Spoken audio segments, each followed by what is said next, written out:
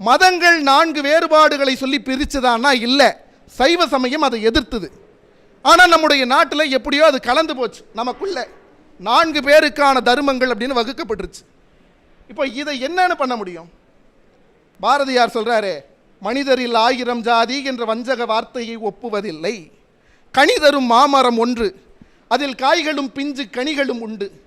பூவினில் உதிர்வதும் உண்டு, பிஞ்சை பூச்சி எரித்து கெடுப்பதும் உண்டு. நாவிற்கினியதை தின்பார், அதில் 40,000 ஜாதிகள் சொல்வார். பாரதியார் சொல்றார், டேய் ஒரே ஒரு மாமரம் தான், அதில் பூச்சி எரித்து கெட்டு போகிற பழமும் உண்டு, நல்லா சுவையாக வர பழமும் உண்டு. அதுக்கு நாவுக்கு இனியதை தின்னுபிட்டு இவன் என்ன சொல்கிறான், இந்த பழம் இந்த வெரைட்டின்னு சொல்கிறான். எல்லாமே மாம்பழம் தாண்டா, அது மாதிரி மனுஷனில் எல்லாருமே மனுஷன் தாண்டான்னு சொல்லிட்டு ஒன்று சொல்கிறாரு. சூத்திரனுக்கு ஒரு நீதி, பார்ப்புக்கு வேறொரு நீதி, சாத்திரம் சொல்லிடுமாயின் அது சாத்திரம் அன்று சதி என கண்டோம்.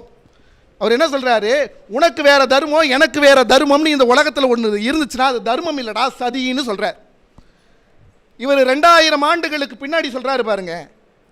2000 ஆண்டுகளுக்கு முன்னாடி ஒரு மன்னன் இருந்தான் உங்க சமூகத்தில். அவன் பேர் ஆரியப்படை கடந்த பாண்டியன் நெடுஞ்செழியன்னு பேர். அவனுக்கு இந்த 4 வர்ண தர்மத்தில் ஈடுபாடு கிடையாது. அவன் என்ன நினைச்சான், இந்த 4க்கும் மேலாக ஒன்றுத்தை அடையாளம் காட்டணும் இந்த சமூகத்துக்கு நினைச்சான் ஒரு மன்னன். அவன் ஏன் ஆரியப்படை கடந்த பாண்டியன் நெடுஞ்செழியன்னா யூடியூப்ல போய் பாருங்க, ஒரு பெரிய குறும்படமே அவனுக்கு இதை எடுத்து போட்டிருப்பாங்க. ஒரு பெரிய ஆரிய படையை தமிழ்நாட்டுக்குள்ள வர இருந்த ஆரிய படையை தடுத்தவன், அதனால அவனுக்கு ஆரியப்படை கடந்த பாண்டியன் நெடுஞ்செழியன்னு பேர். அவன் சொல்றான், உற்றுழி உதவியும் உருபொருள் கொடுத்தும் பிற்றை நிலை முனியாது கற்றல் நன்றே. டேப்பா, உன் வாழ்க்கையில் எவ்வளவோ பிரச்சனை வரும், ஏதாவது வேலை செஞ்சு உற்றுழி உதவியும் உருபொருள் கொடுத்தும், உன் கையில் இருக்க சொத்தெல்லாம் வித்தாவது, உன் கையில் இருக்கிற கொஞ்சோண்டு பொருள் இருக்கா அதை வித்தாவது உன்னுடைய தாழ்மையை நினைக்காம படிச்சிடு. பிறப்புவோர் அன்னை உடன் வயிற்றுள் சிறப்பின் பால் தாயும் மனம் தெரியும். உங்கள் அம்மா கூட பாசத்தினால 4 பிள்ளைக்கு வேற வேற வகையில் பாசம் காட்டிடுவா.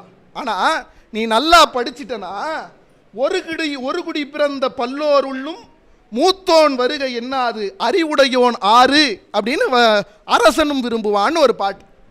நீ படிச்சிட்டா உங்கள் அம்மா கூட உன்னை வேற்றுமை பாராட்டிடுவா. ஆனால் ஒரு அரசன் உன்னை கூப்பிடும்போது உன் குலத்தில் எவன்டா பெரியவன்னு பார்த்து கூப்பிட மாட்டான், எவன்டா படித்தவன்னு பார்த்து கூப்பிடுவான்.